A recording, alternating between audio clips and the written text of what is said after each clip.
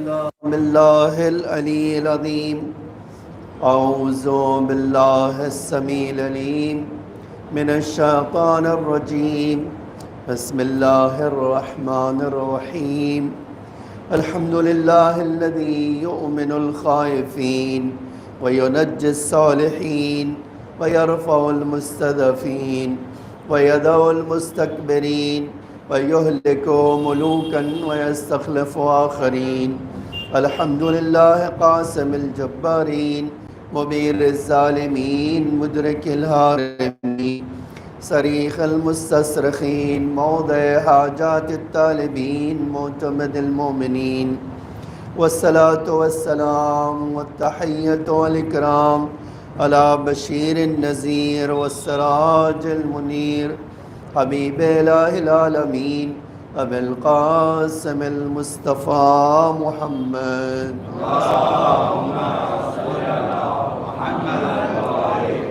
وعلى آله الطيبين الطاهرين المعصومين المظلومين الغر الميامين لا سيما الإمام المبين بقية الله في الأرضين الحجة الثاني عشر الإمام المهدي المنتظر صلوات الله وسلامه عليه. أما بعد فقد قال الإمام في دعائه وإنا على تأدية حقوقه إليه والاجتهاد في طاعته واجتناب معصيته وامن علينا وامن عليه برضاه وهب لنا رافته ودعاه وخيرا ما ننال به ساعة من رحمتك وفوزا عندك. چلو ہاتھ پڑھیے.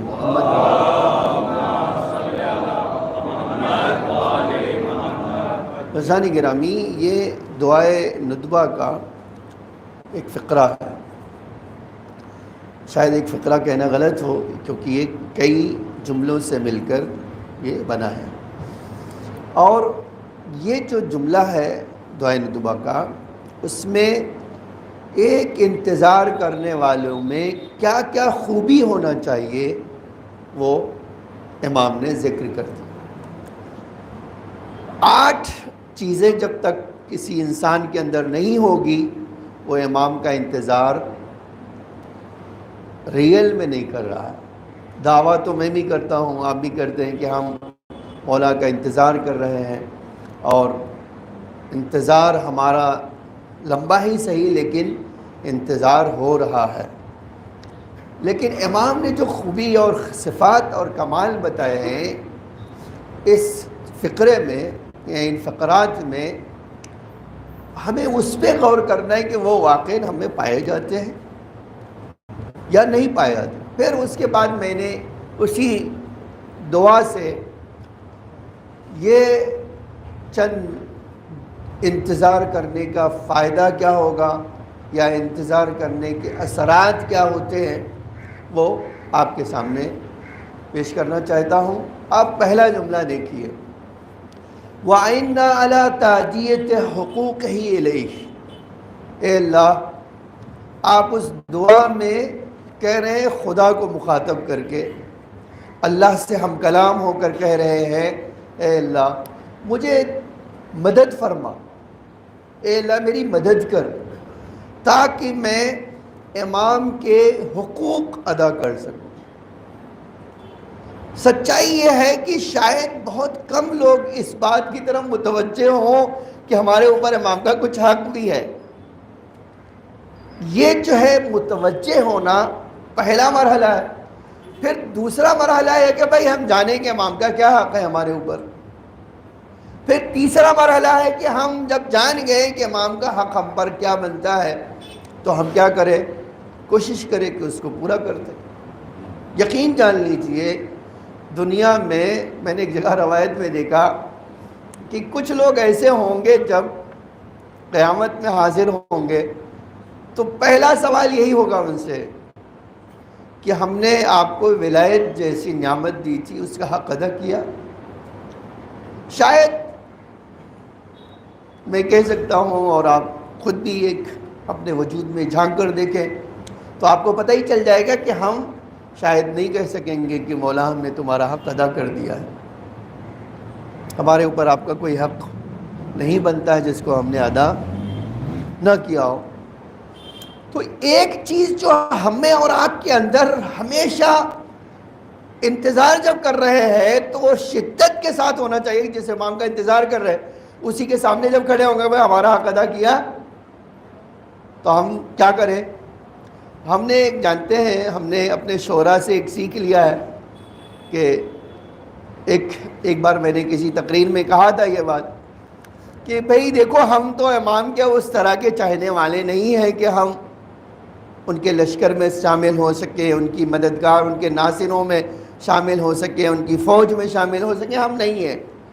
لیکن کیا امام کو نعرہ لگانے والوں کی بھی ضرورت ہے یا نہیں؟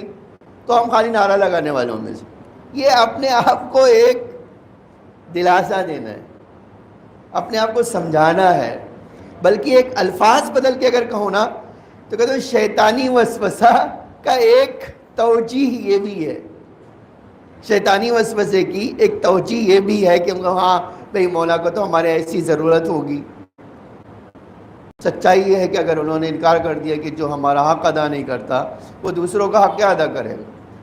اور ایسا آدمی، میں نے ایک بار آپ کے سامنے یہ کہا تھا، کربلا میں امام حسین علیہ السلام نے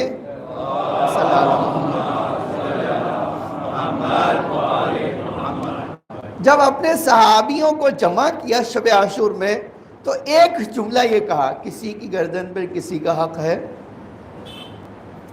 آیا کسی کا حق تمہاری گردن پر ہے؟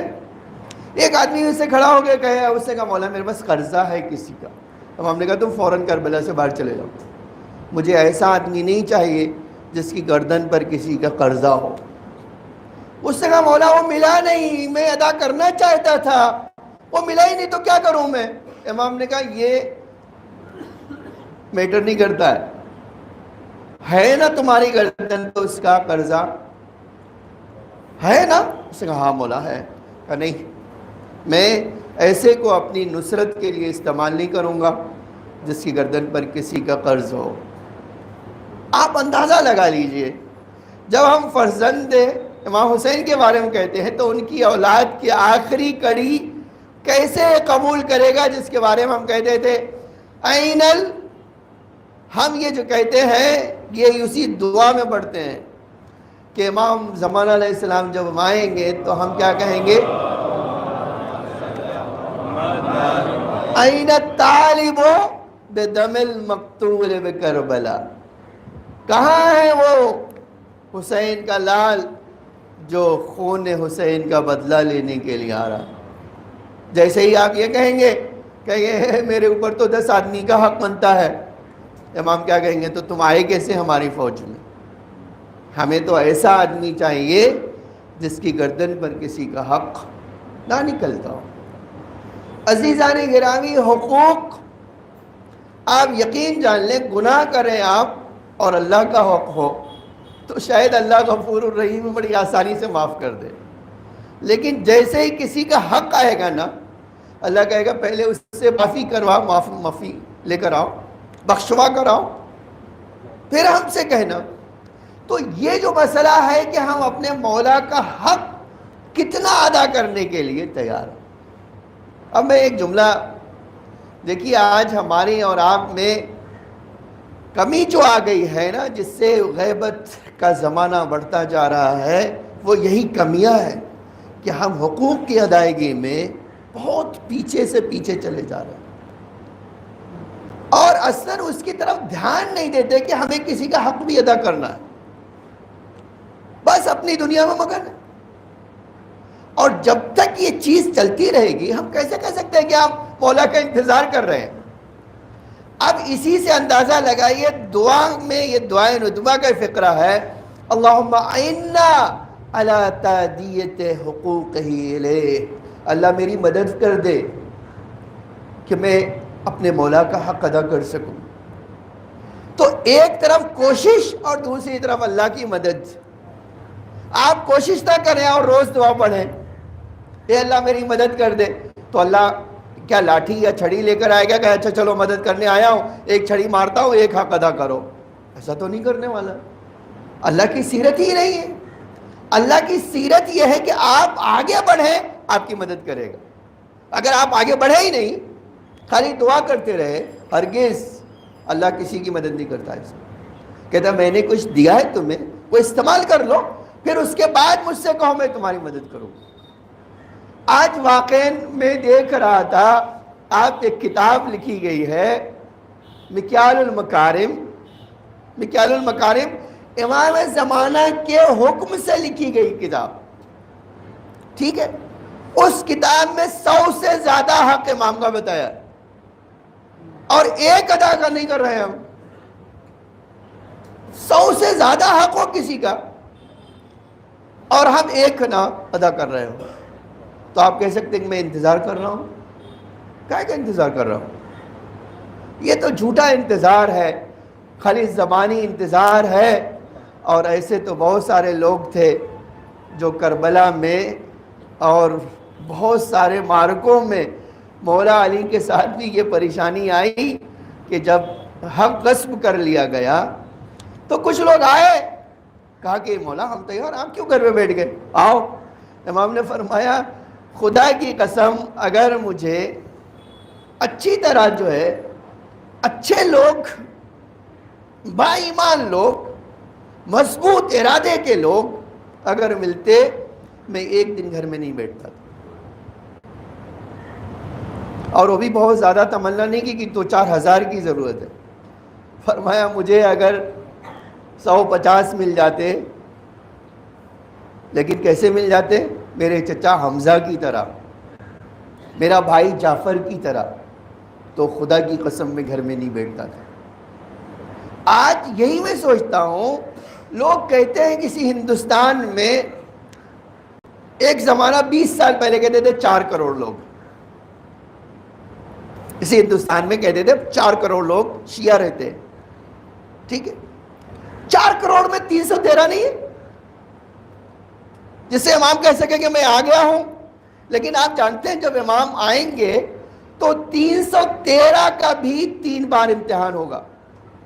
وہ 313 کا 3 بار امتحان ہوگا. اور بھی کیسا امتحان، میں خالی ایک آپ کو روایت کا جملہ نقل کر رہا ہوں. کیسا امتحان؟ امام اعلان تو کر دے، ظہور کا اعلان ہو گیا، امام آ کے دیکھ لیا لوگوں نے، تاریخ کہتی ہے پھر امام لوگوں کی نظروں سے اوجھل ہو جائیں گے. کہ ابھی تو امام تھے یہیں، ہم نے تو دیکھا ہے ان سے.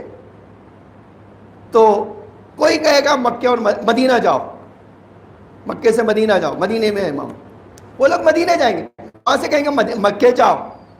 3 بار مکہ اور مدینے کے درمیان ان کو حرکت آنا جانا پڑے گا. اور پھر جب تیسری بار وہ یقین سے آئیں گے تو امام صفا پہاڑی پر ان سے ملاقات کریں گے، اور اس وقت یہ کہیں گے 30 شرطیں میری مانو گے، 8 شرطیں میں پوری کروں گا، اور جب تک یہ 30 شرطیں پوری نہیں کرو گے تم میرے ناصر نہیں بن سکو گے. آپ دیکھو جب 313 کا وہاں کعبے میں پہنچنے کے بعد بھی 3 بار امتحان ہوگا، آپ کیا سوچتے ہو آج غیبت کے زمانے میں میں امام کا انتظار کر رہا ہوں اور میں خالی کہتا رہوں مولا اور بڑے بڑے نعرے لگاتا رہوں، خوب پورا ہو جائے گا؟ انتظار ہو گیا؟ اسی لیے انتظار ہرگز نہیں ہوگا. تو ایک صفت یہ ہے کہ میں اور آپ اللہ سے کہے، کوشش بھی کریں اور اللہ سے کہے اے اللہ مجھے توفیق دے، میری مدد کر دے تاکہ میں اپنے مولا کا کچھ حق ادا کر سکوں. دوسری جملہ بہت زیادہ لمبا نہ ہو جائے، میں جلدی سے آنا چاہتا ہوں، وہ والاجتہاد فی طاعت. دوسرا جو ایک انتظار کرنے والا کا، ایک انتظار کرنے والے کا خاصہ ہے، کیفیت ہے، کمال ہے، وہ کیا ہے؟ ہمیشہ اپنے مولا کی اطاعت میں کوشش کرتا رہتا ہے. والاجتہاد فی طاعتہ کا مطلب کیا ہے؟ ساری طاقت جھونک دے گا اپنے مولا کی اطاعت کرنے میں. ہم آج مجتہد کہتے ہیں نا، مجتہد کا مطلب ہی ہوتا ہے ساری طاقت لگا دیتا ہے قرآن اور احادیث سے امام کا حکم لینے کے لیے. اس کو مجتہد کہتے ہیں۔ اس جملے میں امام کہہ رہے ہیں والاجتہاد فی طاعتہ، وہ کوشش انتظار کرنے والا اپنی 100% ایفرٹ لگائے گا، کس لیے؟ کہ اپنے مولا کی اطاعت کر سکے، اپنے مولا کے پیچھے پیچھے چل سکوں۔ اطاعت کا مطلب یہ تو ان کے نقش قدم کو چل سکوں، ایک قدم وہ اٹھائیں تو میں دوسرا وہاں رکھوں جہاں مولا نے میرا رکھا تھا، اس کو کہتے ہیں اطاعت۔ اب میں تو یہ کہنا ہی نہیں چاہتا ہوں اور یہ کسی کو بھی کہنے کا حق نہیں ہے، میری زندگی آپ کی زندگی میں ہر انسان کو اللہ تعالیٰ نے کیا کہا؟ قرآن میں کہا ہے کل یعمل علی شاکلتہ۔ میں آپ کا سوال کا جواب نہیں دوں گا، آپ کو اپنے سوال کا جواب دینا ہے، آپ کی اپنی ذمہ داری ہے، آپ کی اپنی رسپانسبلٹی ہے، میری نہیں ہے۔ میرا تو کام خالی کیا ہے؟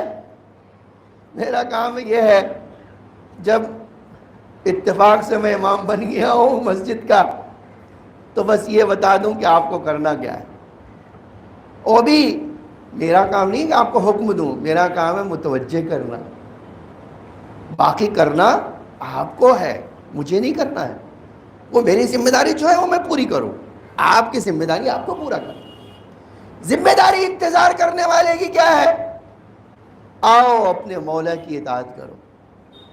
میں نہیں کہنا چاہتا ہوں، آپ ایک بار ضرور اپنے وجود میں جھانک کر دیکھیے کہ میں اپنے مولا کی کون سی اطاعت کر رہا ہوں، کن کن چیزوں میں اطاعت کر رہا ہوں، اور کن کن چیزوں میں کہتا ہوں مولا انتظار کر رہا ہوں لیکن عملاً اس کی انتظار کی مخالفت کر رہا ہوں، عملاً مخالفت کر رہا ہوں۔ تیسری چیز میں آنا چاہتا ہوں، آپ دیکھیں والاجتناب معصیتہ، مولا میں اللہ سے مدد مانگ رہا ہوں کہ خدا نہ کرے میں ایسا کام کروں جس سے آپ ناراض ہو جائیں، جس سے آپ کی نافرمانی ہو جائے، جس سے آپ کی ناراضگی مجھے مول لینا پڑے۔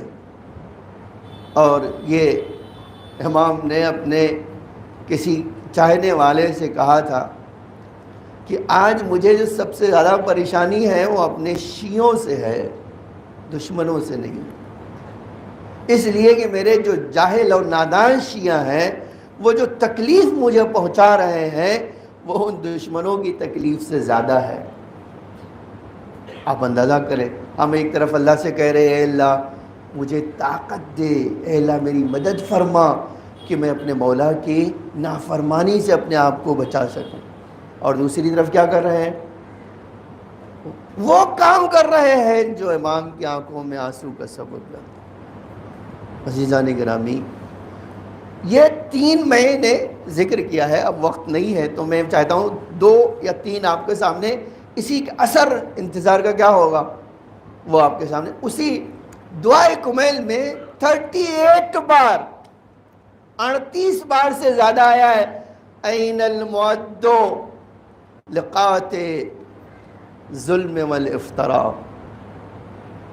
آپ دیکھیے اس کا مطلب کیا ہے؟ آپ جانتے ہیں کہ ہم کہتے ہیں مولا تم کہاں ہو، کس لیے مولا کو ڈھونڈ رہے ہیں؟ یہ بھی تو ہے نا کہ مولا کو کیوں ڈھونڈ رہے ہیں، ہم کیوں مولا کا انتظار کر رہے ہیں، ہے نا ایک سوال۔ ایک تو ہمارے اندر کیا ہونا چاہیے وہ بات ہے، دوسری طرف کیا ہے؟ دوسری طرف یہ ہے کہ بھئی ہم مولا کو ڈھونڈ کیوں رہے ہیں، ہمیں مولا کی تلاش کیوں ہے، ہم مولا کا انتظار کیوں کر رہے ہیں، ہے نا ایک فلسفہ۔ آپ اسی دعا میں یہ پڑھ سکتے ہیں، فرمایا ایک یہ ہے انتظار اس لیے کر رہے ہیں کہ دنیا میں ظلم ہو رہا ہے اور ہمیں ظلم کا خاتمہ چاہیے، ہم نہیں چاہتے ظلم ستم ہو اس دنیا میں، کوئی کسی پر ظلم کرے یہ ناگوار ہے، ہمیں پسند نہیں ہے، چونکہ ہمیں پسند نہیں ہے اور اللہ نے وعدہ کیا ظلم کو ختم کرے گا، تو کون ظلم کو ختم کرے گا؟ مولا ہمارا ختم کرے۔ ہم انتظار کیوں کر رہے ہیں؟ اس لیے کر رہے ہیں تاکہ ظلم کا خاتمہ ہو دنیا سے۔ اب ظلم کا خاتمہ کیسے ہوگا؟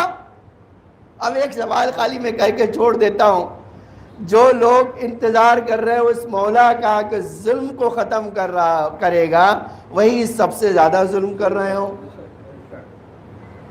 عجب نہیں ہے؟ یہ واقعی عجب نہیں ہے؟ ہم اس مولا کا انتظار کر رہے ہیں جو ظلم کو جڑ سے اکاڑ پھینکے گا. اور کر کے رہے وہی ظلم. تو یہ دونوں چیزوں میں کنٹراڈکشن نہیں ہے, تناقض نہیں ہے. ایک طرف ہم کہہ رہے ہیں کہ ہم مولا ظلم کو ناپسند کرتے ہیں اس لیے تمہارا انتظار کر رہے ہیں, کر کیا رہے ہیں وہی ظلم. آپ دیکھو کتنی عجیب بات ہے نا, یہ اسی دعا میں آیا ہے این المعدو. آئینہ کا مطلب ہوتا ہے کہاں ہے وہ معدو, یعنی جس کو اللہ نے رکھا ہے. کہاں ہے وہ جس کو اللہ نے ظلم کے خاتمے کے لیے رکھا ہے؟ کہاں ہے وہ؟ ہم انتظار کرنے والے پوچھ رہے ہیں مولا آپ کہاں ہو جو ظلم کا خاتمہ کرے گا. اور عجب ہے کہ خالی ظلم کا خاتمہ نہیں کرے, مٹا دے گا ظلم. تمام اماموں کے برخلاف امام زمانہ علیہ السلام کی سیرت یہ ہے,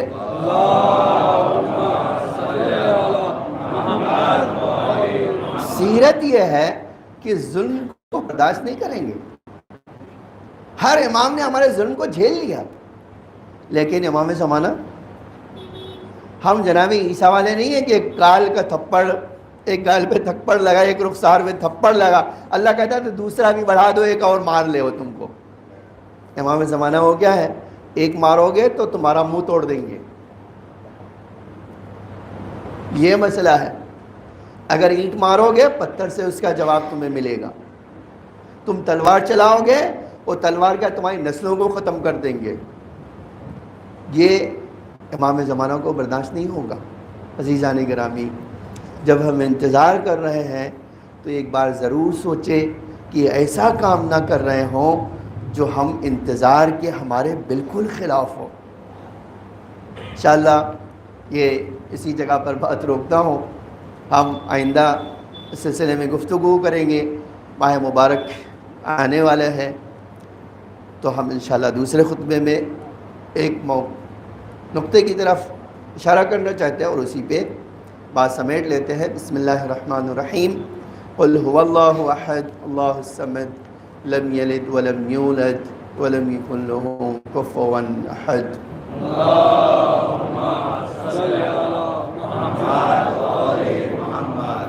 اللہم صلی علی محمد وآل محمد. اللہم صلی علی محمد وآل محمد. لا حول ولا قوة الا باللہ العلی العظیم.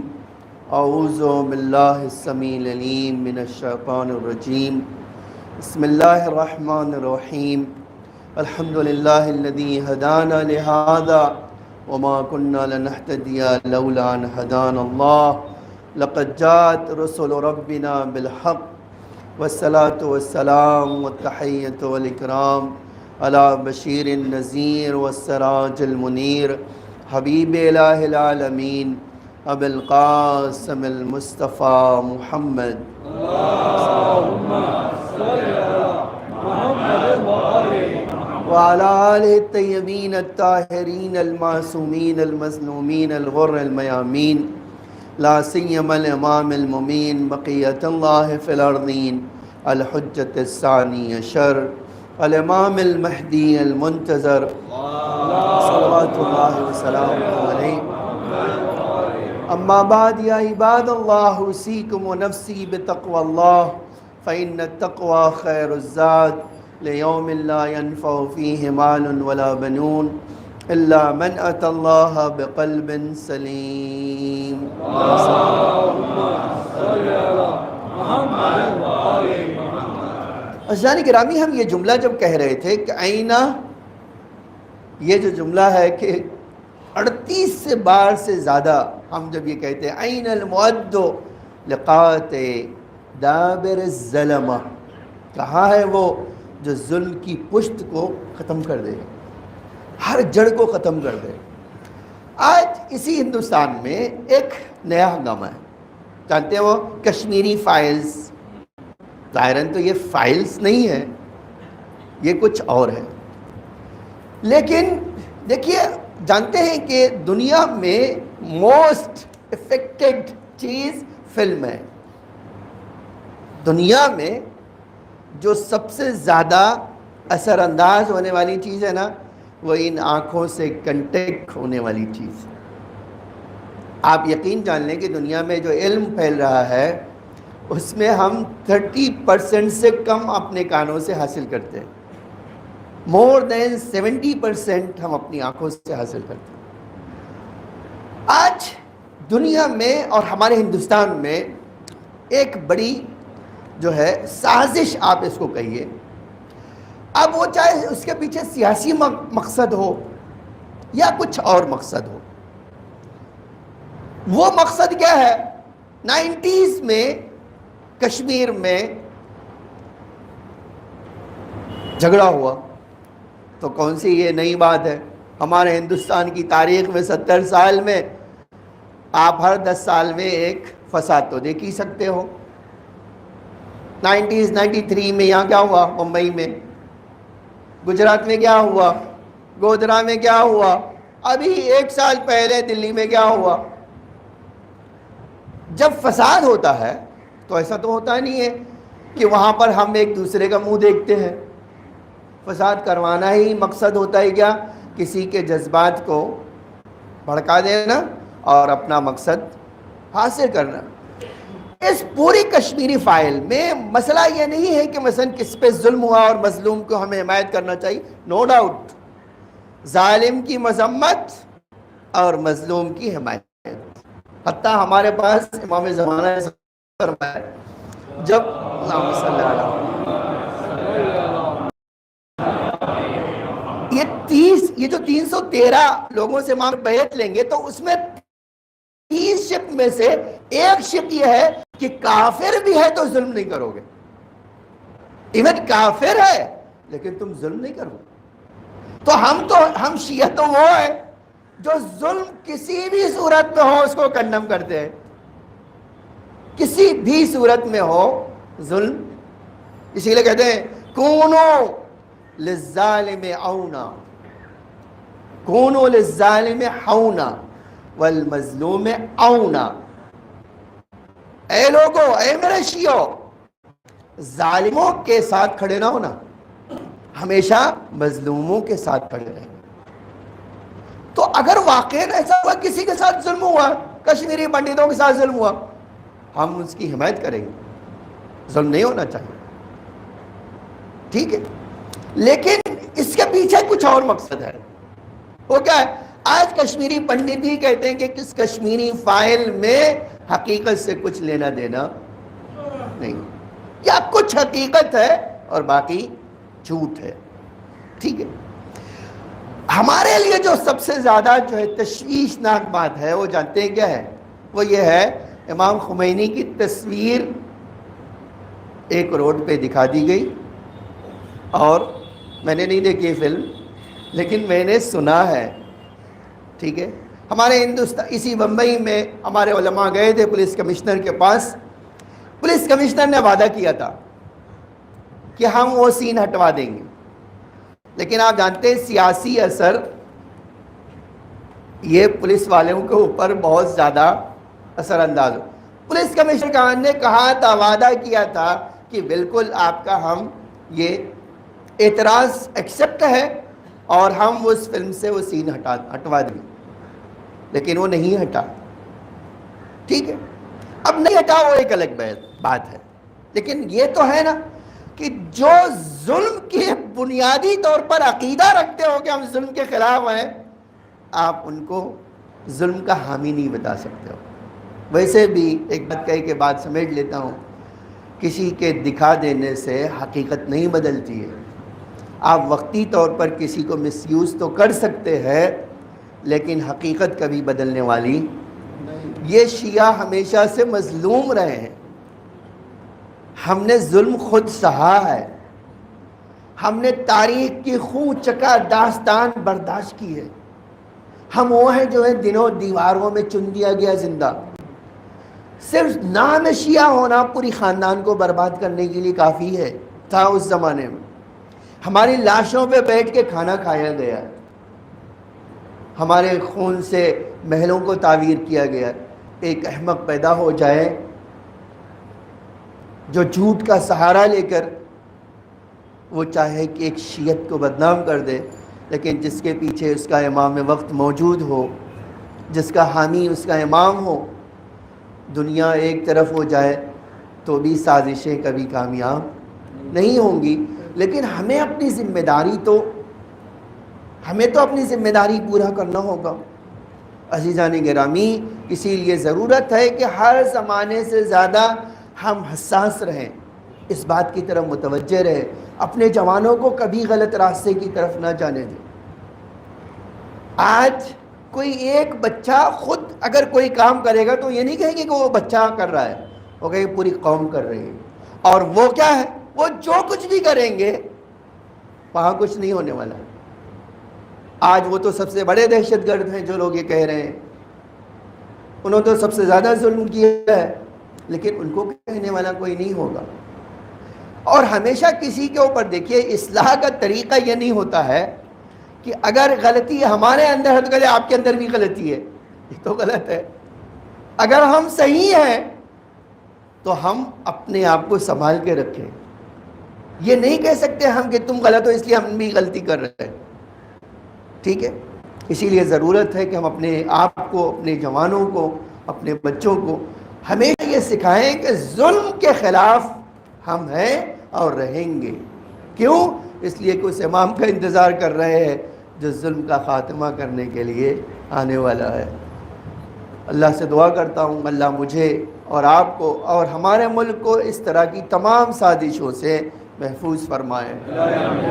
اللہم صلی علی محمد وآل محمد، اللہم صلی علی محمد عبدک ورسولک ابی القاسم المصطفیٰ محمد۔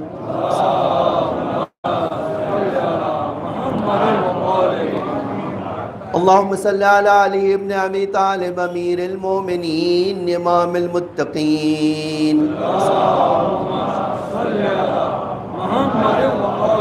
اللہم صلی علی فاطمۃ سیدۃ نساء العالمین۔